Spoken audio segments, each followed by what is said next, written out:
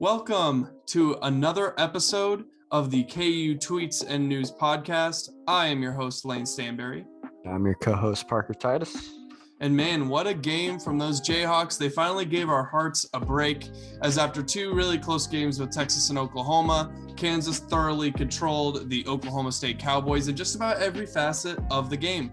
Despite Bill Self saying that OSU was the most athletic team in the conference. And, you know, the narrative surrounding this team has been athleticism and height and stronger bodies and how we might struggle with that sort of thing.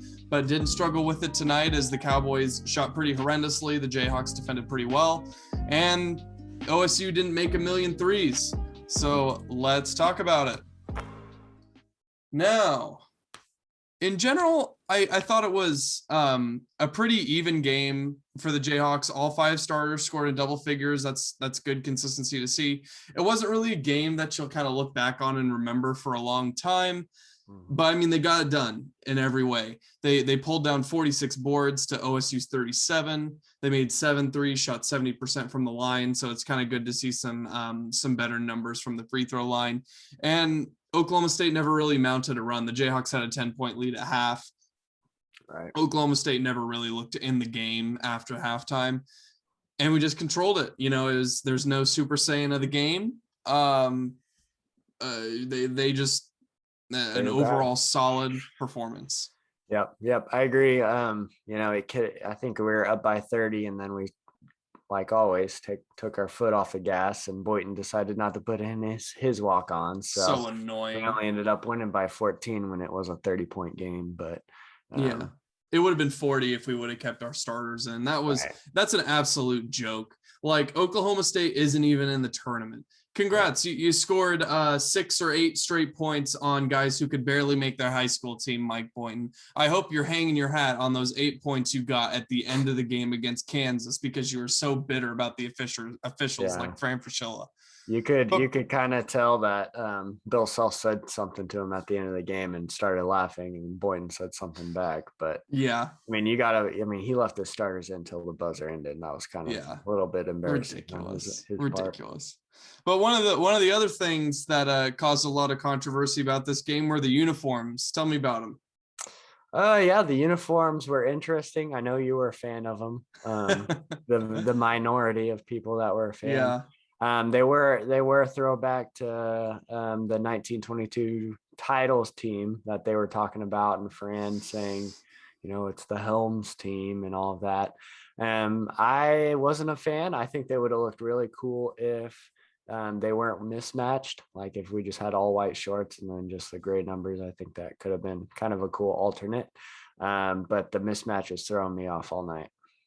Yeah, I mean, personally, I didn't mind them. I didn't think they were the coolest thing in the world, but I think our uniforms have really suffered, like the ones we typically wear. I think they've suffered from being kind of boring in the last couple of years, specifically this year and last year. The uniforms 1920 were beautiful, but I feel like our uniforms this year and last year have suffered from being kind of boring, and we don't wear our alternates enough to where they're not as boring. So I kind of liked I like them in a kind of ridiculous, hilarious, ironic way, in that it was just something different to look at, because I was just kind of so tired of looking at the same thing over and over and over. That looks not great. Because like when they came out with the uniforms, like the ones that we normally wear, when they came out with those last year, nobody liked them because they hated the big Adidas that was sitting right here. And I still am not a huge fan of them. They've grown on me a little bit, but I don't know. It was nice to see something different for a change. Yeah. I just can't believe they haven't brought back the ones they wore for, I believe, the Stephen F. Austin game, the waving the wheat circus font with the wheat down the side. They only wear those once. I can't believe they've only worn those once. Hopefully it's not, they wear them again at some point in the next decade, but we'll see. Yeah, I don't know what the deal is with that, but I agree. I'd like to see him wear them pretty quickly. But let's talk about, again, we'll just have the weekly obligatory conversation about DaJuan Harris. He had a pretty good game. Offensively, he went 5 for 9 on twos, 2 of 5 on threes, 12 points, 2 steals, 5 assists. a pretty decent game. He did a good job on the defensive end for the most part, but it's not like it's not like his defense really stuck out, I guess. But I think the bigger question is what exactly happens when Remy comes back. Harris is probably the starter still. He's definitely going to be the starter. I know what I'm talking about. But I mean, how many minutes does Harris play? Is he literally just going to be a guy that stays in there forever until he needs a break, or is he going to be running the point with Remy Martin a lot? I don't know. It's so hard to tell. Yeah, I mean, I think at this point in the season, we're so late in. Bill only trusts so many people, so I feel like his trust for DaJuan is out the. I mean, so much that he's not going to take DaJuan out. So I could see him playing 32 plus minutes a game from here on out, even when Remy's back. Yeah, and he's a great layup shooter, but those are tough shots that he's making. Those are not easy shots. So I don't know. His shot selection's been kind of weird, but I mean, if they go in, they go in, and if he's getting the steals, he gets the steals. If he's throwing good passes and not turning the ball over a ton, then I guess you're feeling okay. But one of the other more polarizing players on this Kansas team is David McCormick. I mean, tell me about David McCormick. I mean, yeah, he was good. I mean, he chipped in 12 points and 12 rebounds. And made some really good passes out of the post too, which I always like to see when because teams usually double him because he doesn't know what to do.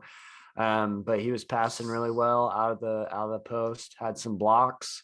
So I mean, I think, he's starting to show more consistency. We would never expect 12 and 12 out of him, 2 months ago.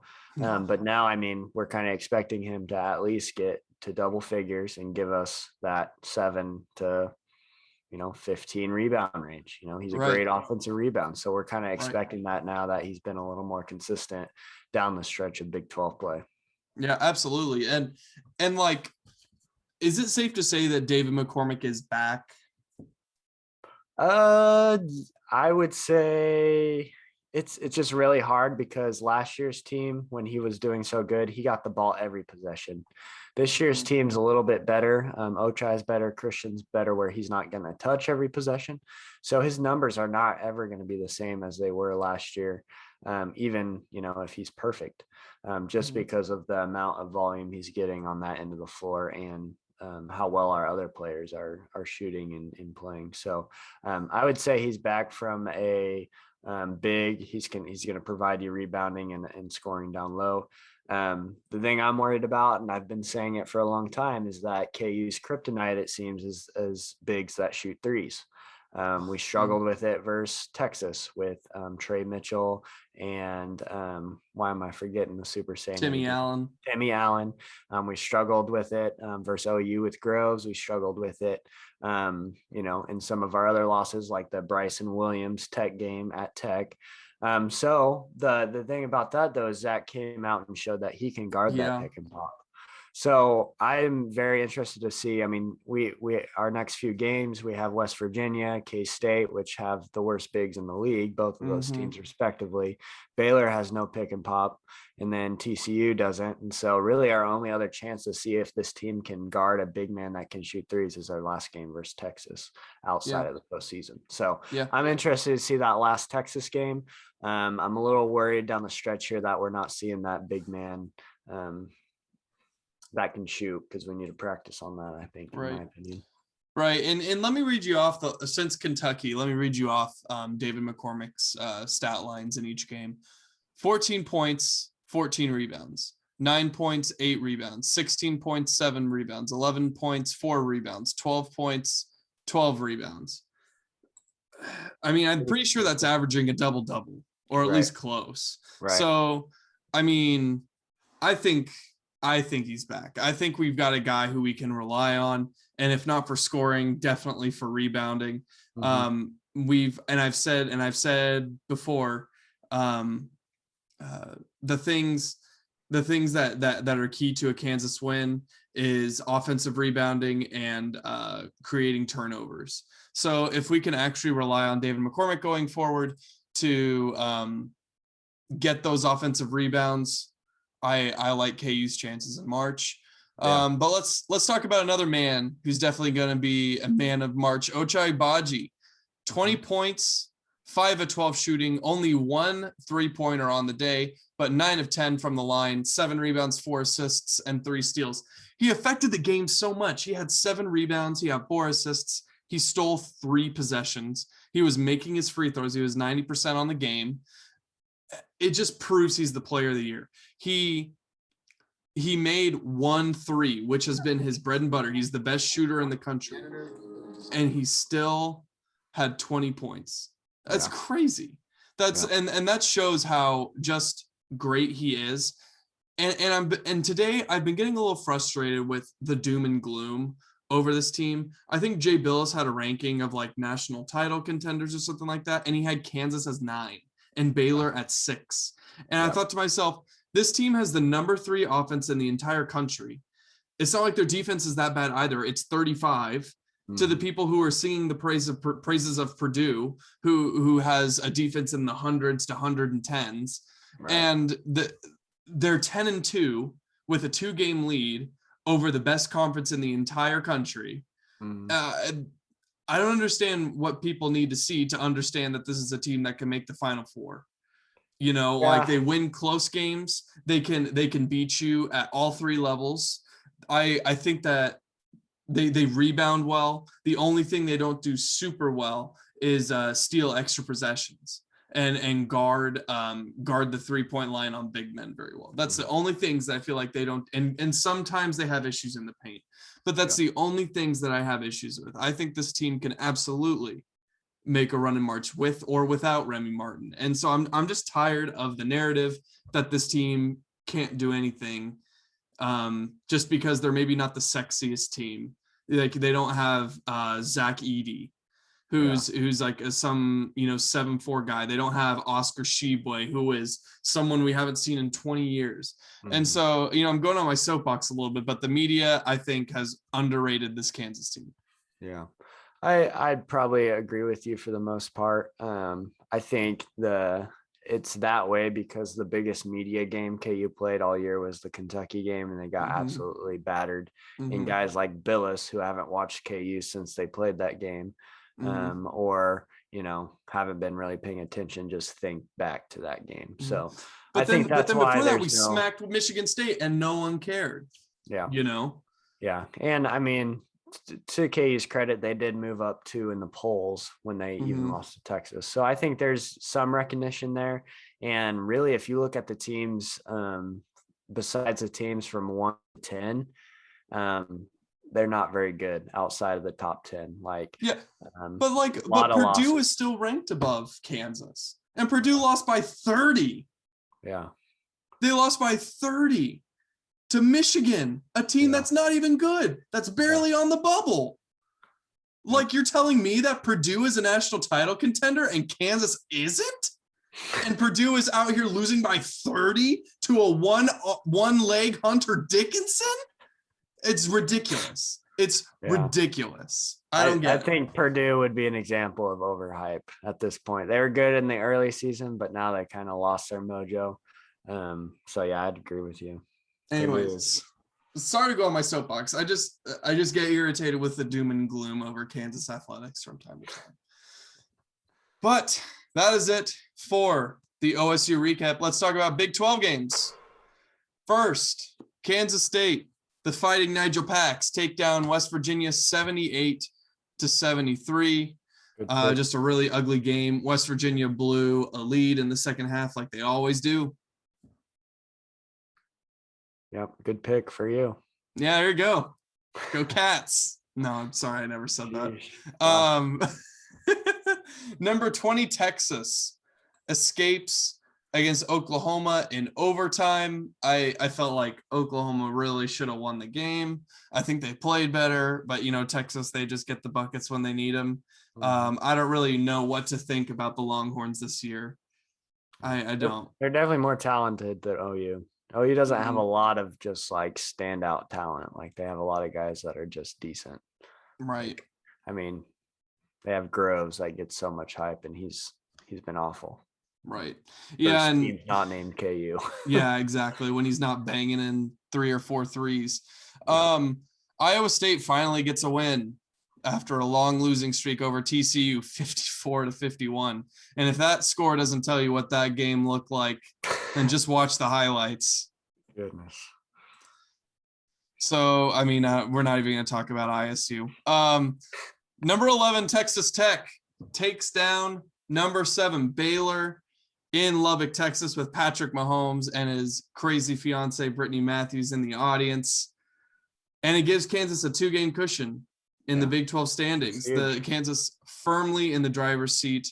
They can lose 2 of their remaining games, one to Baylor, and then maybe they have a ridiculous loss to someone like I don't know, maybe Texas at home or I don't even know, like at West Virginia maybe, and still have a share of the title. So let's just go through the standings real quick. KU at 10-2, Texas Tech tied with Baylor at 9-4, Texas at 8-5, Kansas State at 6-7. And then from there, you just have a mishmash of the mediocre teams: TCU, OSU, ISU, OU, West Virginia. West Virginia is the last place team in the Big 12. That feels crazy. Yeah. It's as you look at KU's schedule, I mean, there's just no way that they're not at least going to get a share at this point. All you have to do is beat K-State and TCU at home. They're not great teams. Just beat them at home, which we've been pretty good at home. 59 and Ken Palm. Yep. Then and Texas, I guess you would have to win at home as well, which I have confidence in that will do. On senior night, I would hope. Yep. Then you would just have to win one of your next 3 away games, either at West Virginia, Baylor, or TCU. So, which is doable. Right. I mean, we're going to win at TCU. If we drop to West Virginia and Baylor, I mean, there's still a really, really good chance that we share at least. So Baylor's got a gauntlet too coming up in Tech. They still got harder away games than we do. Yeah. So. I see a loss for Baylor and Texas somewhere in this in their upcoming schedule. Yeah. It could be Oklahoma State beat them and they still have Kansas, and Baylor still has at Texas. So they still have they still have tough games left on their schedule. Right. But let's talk about around the NCAA. We have Tennessee taking down Kentucky 76-63. The Volunteers were red hot throughout the entire game. Yeah, it was a really weird game. I mean, if you watched Ty Washington out of all, he was just like crying on the bench and pouting. And, they wouldn't take any open shots. Like Grady had many open shots and he wouldn't shoot the ball. And then Tennessee hit everything and it didn't help. So, so a kind of weird game. I'd be interested to see how Kentucky comes out in their next game. Yeah, certainly helps Kansas's seed line, now projected as a number 1 seed in Joe Lunardi's bracketology. Number 10, Villanova takes down an upstart Providence team 89-84. Villanova is still the king of the Big East, it seems. Yep. Yeah. Number 9, Duke escapes a nearly made 3-quarter court shot from Wake Forest, 76-74. Duke is losing in the second or third round of the NCAA tournament. Yeah, it seems they've been rough this year. I don't see them stringing together 6 straight wins. I'm not picking Duke in any of my brackets. Yeah. Wisconsin gets right against Indiana 74-69. Again, Wisconsin, another kind of streaky team. They're able to pull together. Again, I don't know what to think about Wisconsin at this point. They've been insanely streaky. Yeah. It just kind of depends on the night if the team against them's hitting shots, and because Wisconsin's always going to score up there in the 70s and 80s, but it's just a matter if they're going to defend or not. Penn State, and probably the shocker of the week, takes down Michigan, number 19 Michigan State, 62-58. And man, I don't know what's up with Michigan State. They have the players. Yeah. They have the players. I don't know what the deal is there. I mean, we'll have to see what they do the rest of the season, but I don't see them getting too far in March. They're too shaky. It kind of seems like a Duke situation last year or Kentucky, where they're just not what they usually are for some reason. Yeah. And like the thing about Kansas is they've had close games with teams that aren't great. But like all of them except for Dayton, they've pulled out. Yeah. So like you're gonna get team's best shot when you're a team like Michigan State or Kansas. But what shows what kind of team you are is if you're able to take care of business. Like Kansas did that against Oklahoma. Case in point. Michigan State not able to get the job done. Yeah, Number 5. Go ahead. I was just gonna say, I guess if two, we can give Michigan State a little bit of credit too, because they were unranked coming into the season. Now That's true. At least they've been ranked for the past few or handful of weeks. They got up to almost top 10. So at least they're kind of overshooting what the media portrayed them to be. Overachieving, yeah. Number 5, Purdue. I believe they were down at the half to Northwestern, and they came back to win 70-64. I already went on a rant about Purdue, so I don't really need to say much about it. Yeah, they're pretty streaky as well. If their wings aren't hitting threes, it's going to be a rough night for them versus whoever they play, like a Michigan. Number 2, Auburn, also down at the half to Vanderbilt, I believe. Beat Vanderbilt 94-80. Again, Auburn just feels so shaky. They remind me of those Indiana teams in the 2010s that were really good. I don't know.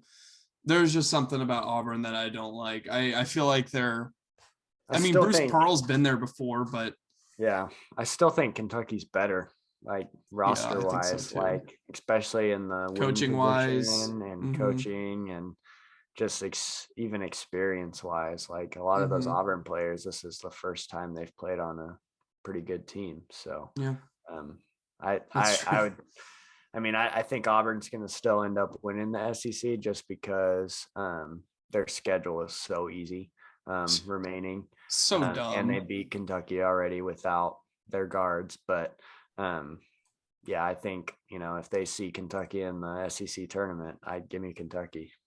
Imagine playing in a real conference and getting to play Ole Miss twice, Missouri, Georgia twice, Texas A&M, Vanderbilt, Mississippi State, South Carolina.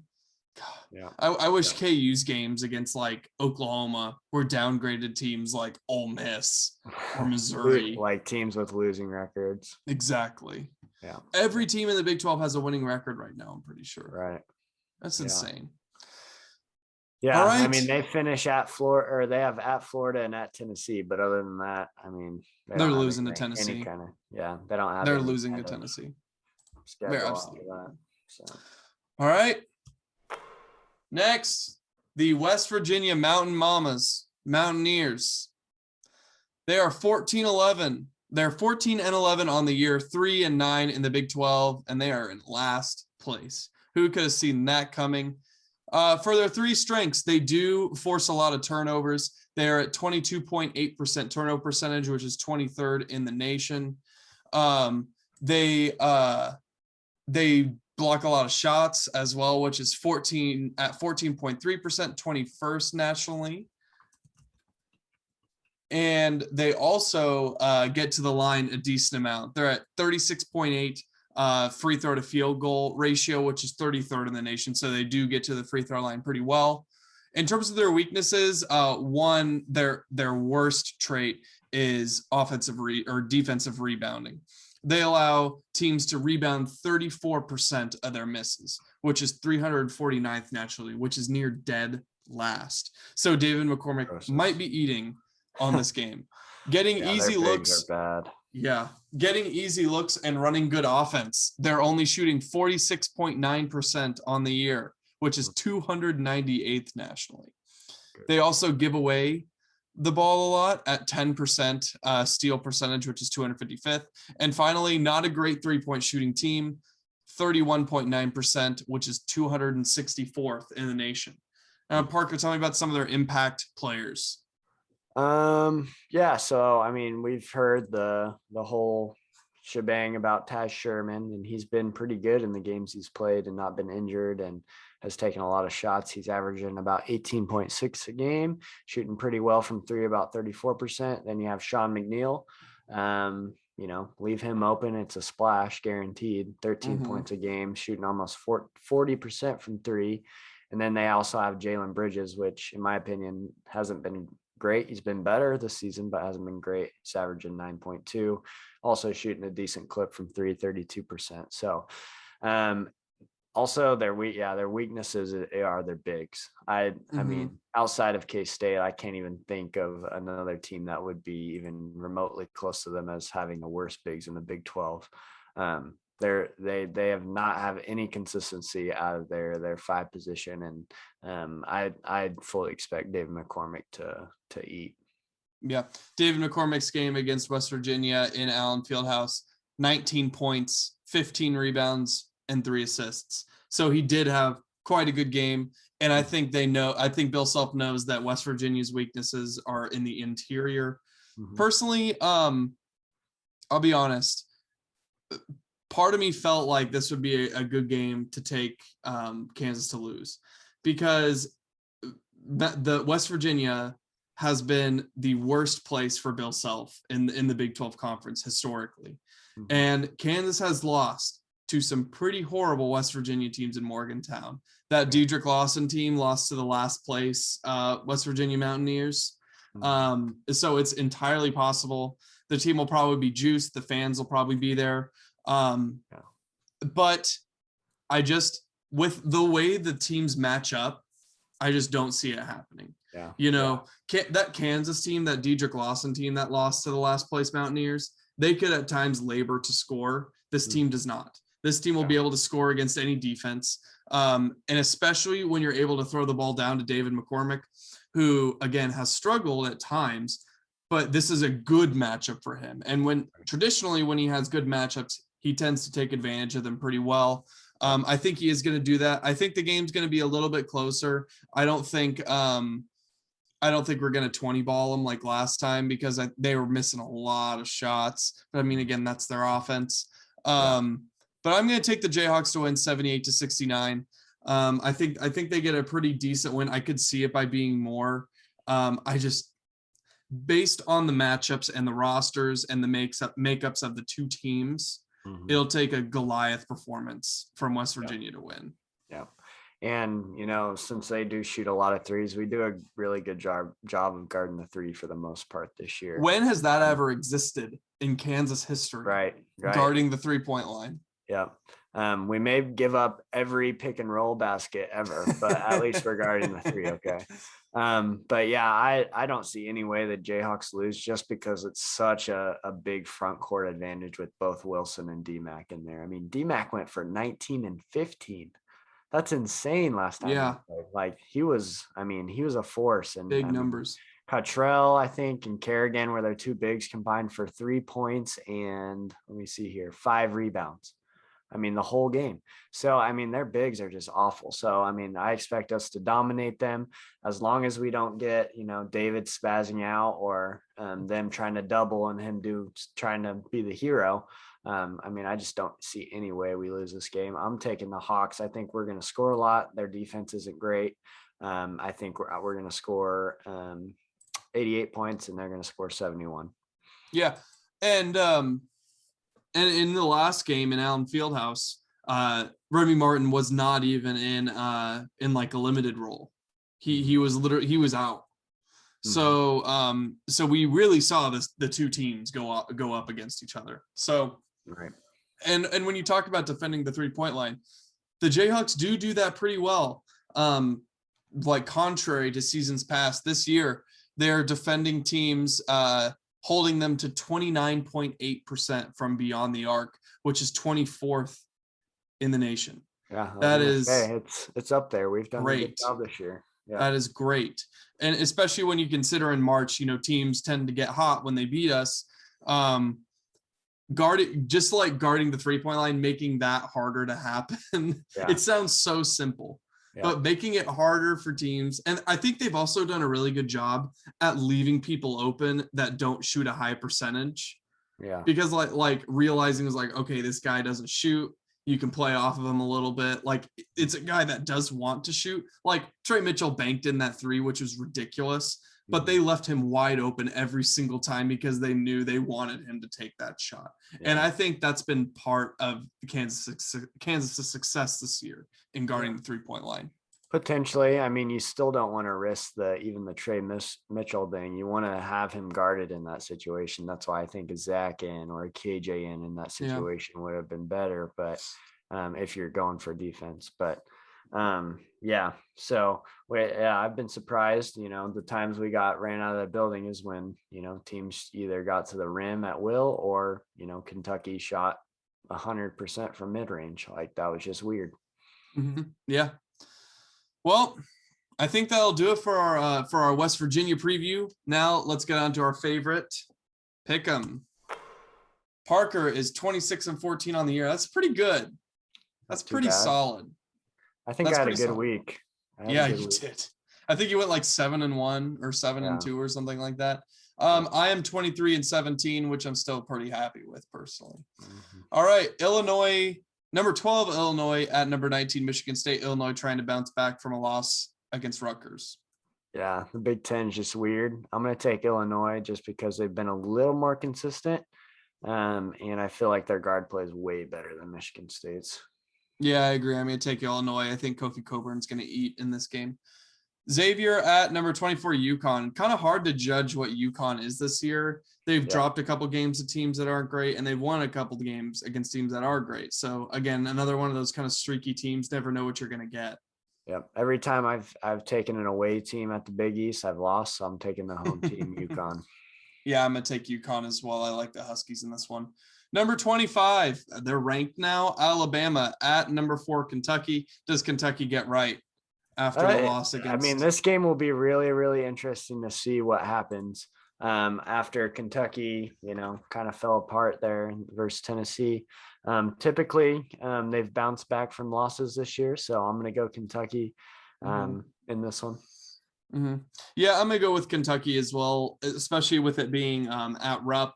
I think they're going to be able to defend Alabama pretty well. The game in Tuscaloosa wasn't even close. So I'm going to go with Kentucky in this one. I think if Kentucky doesn't win this, if they get beat by Alabama at home, there's going to be some upset fans and even questioning what's going on, in the locker room, what's going on with Ty.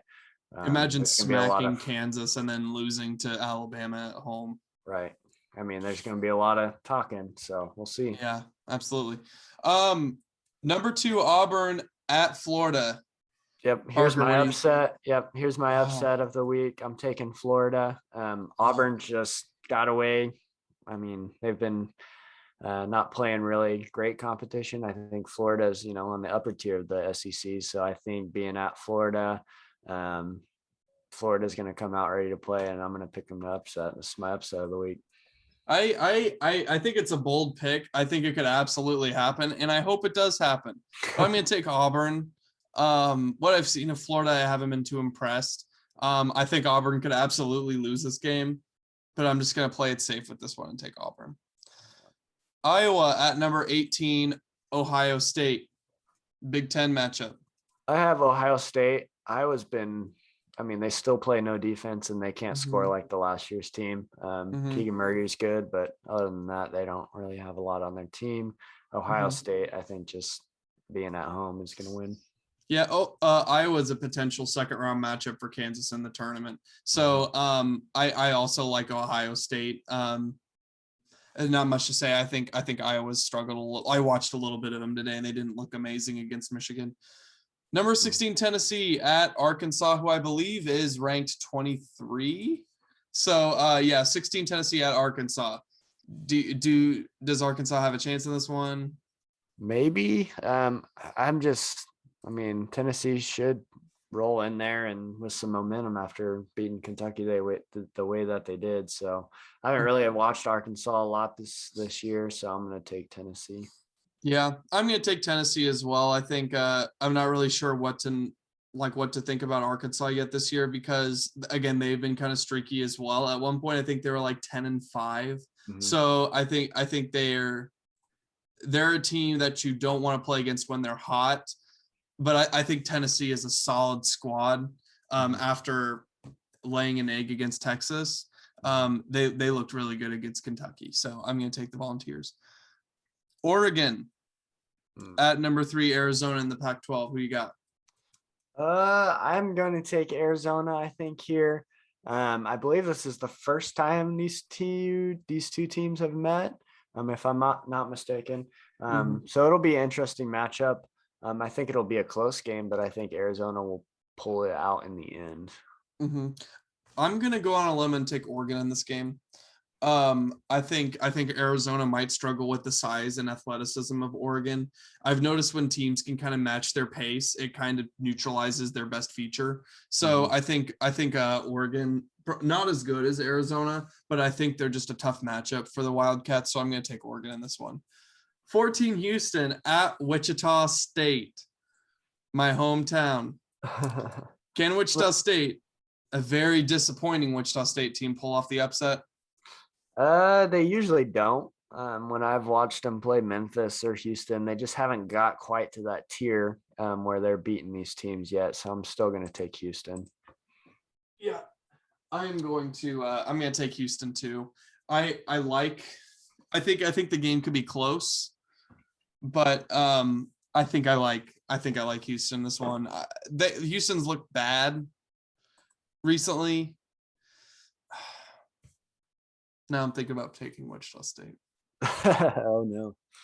But Houston looks garbage recently. They've beaten nobody. Yeah. It'll be interesting. Another gauge for where Houston's at because we know what Wichita State is. So you know what? This might be the dumbest pick I've made in all of pick'em. I'm taking the Shockers. I think they pull off the shocker. Wow. And beat Houston in Charles Koch Arena. Rutgers at number 5 Purdue. Rutgers is getting a lot of street cred because they have however many quad 1 wins. Do you think they can pull off the upset against Purdue? I think they've just had too much luck and goodness to go in and beat Purdue at home. I'm going to take Purdue. Yeah, I'm going to take Purdue as well. Purdue's just a better squad, and I think Rutgers has gotten a little lucky the past couple games. TCU at Baylor. Do you see any TCU win in this one? No. Baylor's going to win this. Yeah, I got Baylor. Interesting game. Number 11 Texas Tech at Texas. Can Tech go into the tough environment and play good away from home? Give me my Red Raiders. Oh man, Red Raiders. I'm taking the Longhorns, man. Yeah, it'll be a good game, but I think Tech is just playing so well right now, and outside of the OU loss, they've been obviously better than Baylor. Maybe you could even argue better than KU at stretches. It took them to double overtime in Allen. So I can't remember. Did Kevin McCullough play last night? I believe so. Okay. Maybe he didn't. I don't really remember seeing him. Let me look. I know it was like a game time decision. Maybe he played limited minutes. Yeah. But let me look. He did not start. He did not play. Gotcha. So I think because of that, I think Texas has a chance, and I want to see Texas Tech play good away from home before I decide if I'm all in on them. So I'm going to take Texas in this one. Okay. Kansas State at Oklahoma State, and I'll just say I freaking hate K-State. When I said go Cats, it was totally a joke. So Parker, who you got in this one?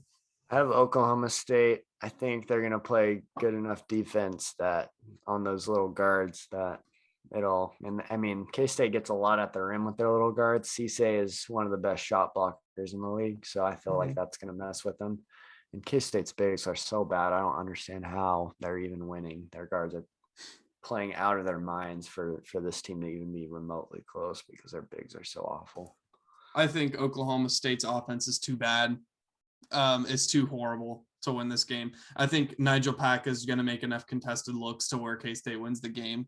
And I think K-State's defense is good enough to carry him through. It'll probably be pretty close, but I like K-State in this one.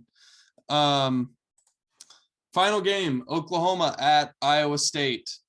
Kind of a battle of two disappointments. Yeah. I'm taking Oklahoma. I haven't picked Iowa State. I picked them versus TCU, but I will not pick Iowa State versus a decent Big 12 team. They just haven't proven anything. Yeah, I agree. I'm taking Oklahoma here. I think Tanner Groves is going to have a really good game against that incredibly absent interior of Iowa State. Mm-hmm. And that is all we have for the KU Tweets and News podcast for this week. Hope you join us next time. I believe the podcast will go up on Sunday after the West Virginia game. Hopefully we can go into Morgantown and get a win. Hopefully it doesn't go the way some of the games in Morgantown have gone recently. But I have some good faith in them that they can get it done.